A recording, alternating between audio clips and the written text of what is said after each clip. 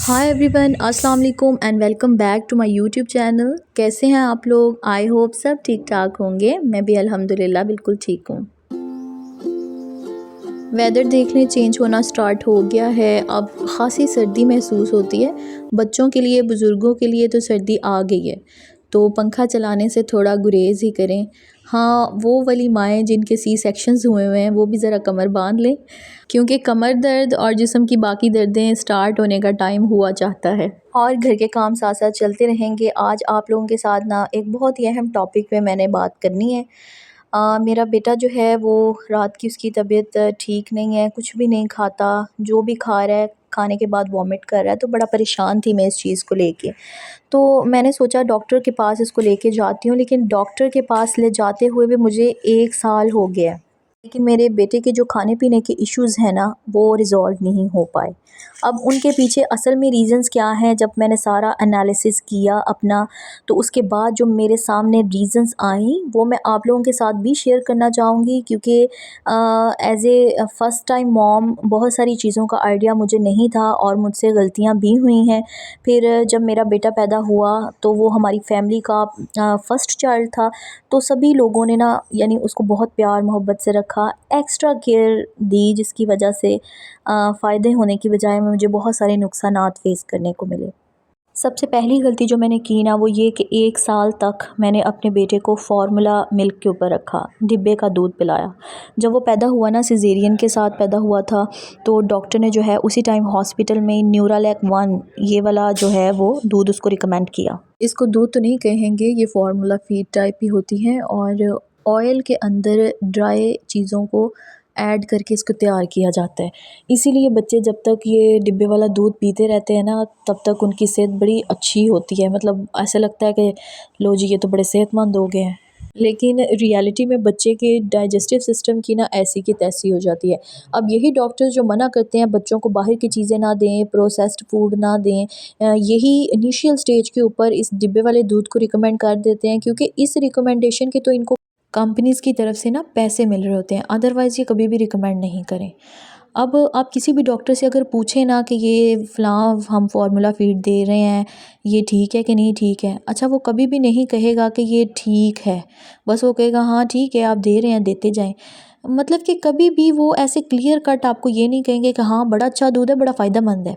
अच्छा, अब डिब्बे का दूध सिर्फ़ उन बच्चों के लिए है जिनको जेनेटिकली प्रॉब्लम होती है कि वो दूध के अंदर मौजूद प्रोटीन को हज़म नहीं कर सकते, ठीक है? ऐसे बच्चे बहुत सारे होते हैं जो दूध की प्रोटीन को हज़म नहीं कर सकते, तो उनके लिए ये फ़ॉर्मूला फ़ीड बनाया गया है। लेकिन अब हम हर बच्चे को देते जा रहे हैं। अब हमारा अपना फार्म हाउस है, वहाँ पे बफ़लोज़ भी हैं, काउज़ भी हैं, गाय भैंस दोनों का दूध मिल जाता है आसानी से, इवन बकरी का दूध भी मिल जाता है। तो मेरी मदर ने ना मुझे उसी टाइम कहा था कि मैं अपने बेटे को जो है वो फ़ॉर्मूला की बजाय घर के दूध पे शिफ्ट कर दूँ। लेकिन बस मेरा भी पहला बेटा था और इसके ग्रैंड पेरेंट्स भी बड़े कंसर्न थे इस बात पे कि जो डॉक्टर ने लिख के दिया है ना, हमने वही दूध पिलाना है इसको। ख़ैर 1 साल गुज़रा और जब हमने इसको फ़ॉर्मूला से शिफ्ट किया बफ़लो मिल्क पे, तो वहाँ से फिर हमारी प्रॉब्लमेटिक एरा स्टार्ट हो गया। मेरे बच्चे को तब से कॉन्स्टिपेशन का इतना सीवियर इशू है, साथ में डाइजेस्टिव इश्यूज़ इतने हैं कि जो भी हैवी चीज़ खाता है ना, वो वॉमिट कर देता है फ़ौरन ही। सारा दिन मेरा ना इन्हीं चीज़ों में गुज़र जाता है कि मैं उसके लिए ऐसी-ऐसी मील्स बनाऊँ, जिनको वो आसानी से खा भी ले और ईज़िली जो है ना वो हज़म भी हो जाएँ उसको। बाकी कॉन्स्टिपेशन को किस तरह से मैं ट्रीट करती हूँ, इसके लिए मैं एक अलग वीडियो बनाऊँगी। अब मेरी दूसरी गलती सुन लें, वो ये थी कि मैंने सेमी सॉलिड फूड पे उसको जल्दी लगाया ही नहीं। यानी उसका टेस्ट ही नहीं डेवलप हुआ डिफ़रेंट चीज़ों के लिए, वो दूध ही पीता रहा सिर्फ़, जिसकी वजह से जो है ना स्टिल अभी तक सॉलिड फूड या सेमी सॉलिड को वो पसंद ही नहीं करता, उसको खाना अच्छा ही नहीं लगता। वो यही कहता है बस मुझे दूध ही मिल जाए किसी तरह से। अपनी इन सारी गलतियों को सामने रखते हुए ना, जब मेरी बेटी पैदा हुई तो मैंने अपनी माँ की सारी बातों को अपने पल्ले बांध लिया। सबसे पहले ये कि मैंने अपनी बेटी को जो है ना वो 3 से 4 माह सिर्फ़ फ़ॉर्मूला फ़ीड को साथ में रखा, साथ में वो मदर फ़ीड भी लेती थी और उसी टाइम में मैंने जो है ना वो थोड़ा-थोड़ा एक आधा फ़ीडर करके उसको जो है ना वो बफ़लो मिल्क के ऊपर लगाया, ताकि उसका जो स्टमक है वो इस दूध को एक्सेप्ट कर ले। हमें बस वो जो कहते हैं ना घर की मुर्गी दाल बराबर, वो हिसाब किया हुआ था हमने, लेकिन अल्हम्दुलिल्लाह मेरी बेटी को वो दूध बहुत अच्छा बैठ गया और उसकी हेल्थ मेरे बेटे से ज़्यादा बेहतर है। कोई मसला नहीं है, उसको डाइजेस्टिव इशू नहीं है, कोई कॉन्स्टिपेशन का इशू नहीं है। और साथ ही साथ मैं ख़्याल रखती हूँ कि उसको अभी से जो है वो फ्रूट्स भी दूँ खाने में, खिचड़ी भी बना देती हूँ उसको, और मैश्ड पोटैटोज़ भी बना देती हूँ, और बेक करके पोटैटोज़ भी दे देती हूँ। जब वो 8 माह की हुई तब से मैंने चिकन भी इंट्रोड्यूस करवा दिया उसको, तो चिकन को भी डिफ़रेंट फ़ॉर्म्स में मैं उसको खिलाती रहती हूँ। अब अपनी सारी डिस्कशन को यहाँ पे मैं वाइंड अप करते हुए 2-3 बातें आपको समझाऊँगी जो आपने याद रखनी है। नंबर 1 पे, say no to formula feed. Formula feed आपने नहीं देनी। अगर डॉक्टर ने लगा दी है इनिशियली आप 1-2 माह उसको यूज़ करें, लेकिन साथ में जो है वो भैंस का नहीं तो गाय का दूध इंट्रोड्यूस करवाएं, ठीक है, वो हल्का होता है। और आहिस्ता आहिस्ता आपने कम्प्लीटली इसको 6 माह के अंदर अंदर ही मुकम्मल तौर पर गाय के दूध पर शिफ्ट कर देना है, अनटिल एंड अनलेस बच्चे को इससे कोई सीवियर टाइप का इशू ना हो। नंबर 2 पे, 6 माह की उम्र से ही आपने सेमी सॉलिड इंट्रोड्यूस करा देने हैं। फ्रूट्स की प्यूरी खिलाएं, सब्जियों की प्यूरी खिलाएं, दाल और चावल की खिचड़ी बना के खिलाना शुरू कर दें, और 8 और 9 माह की उम्र से आपने अंडा और चिकन खिलाना शुरू कर देना है। और इसके साथ आप कॉलिक ड्रॉप्स यूज़ करवाएं बच्चे को, कि अगर पेट में कोई गैस वगैरह बनती है तो वो बच्चे की रिलीज़ होती रहे, ठीक है। कॉलिक ड्रॉप्स का जो है इमेज है वो मैं यहाँ पर पुट कर देती हूँ।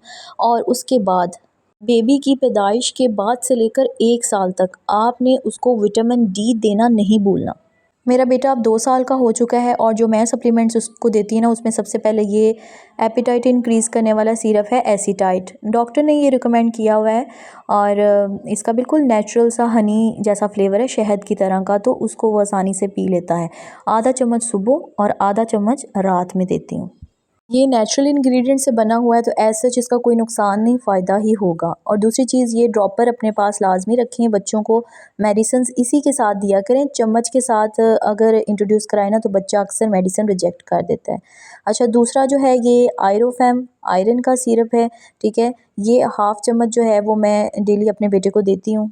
खाना वो अच्छी तरह से नहीं खाता ना, जिसकी वजह से वो फ़िलहाल एनीमिक हुआ है ना, इस वजह से। सिरप इनफेक्ट आप खुद भी ले सकती हैं अगर आप बच्चों को दूध पिलाती हैं ना, तो हामला और दूध पिलाने वाली ख़वातीन के लिए भी ये होता है, आयरन सप्लीमेंट्स लेने चाहिए। तीसरी चीज़ ये है गार्नेट सी सिरप, ये कैल्शियम और विटामिन D3 है इसके अंदर, तो ये मैं देती हूँ। बच्चे की ये ग्रोथ की एज होती है, तो बहुत ख्याल रखें अपने बच्चों का, 1 माह का अव्वलीन फ़रीज़ा है, ठीक है जी। उम्मीद करती हूँ आपको वीडियो अच्छी लगी है। मज़ीद अगर कोई बात डिस्कस करना चाहते हैं आप कमेंट बॉक्स में कमेंट भी कर सकते हैं। वीडियो को लाइक करना ना भूलिएगा, और चैनल को सब्सक्राइब भी लाजमी करके जाइएगा, हम एक दूसरे के साथ जुड़ सकें और हमारी एक ह्यूज यूट्यूब फैमिली कंप्लीट हो सके। अपना बहुत ख्याल रखिएगा, दुआ में याद रखिएगा। अल्लाह हाफ़िज़।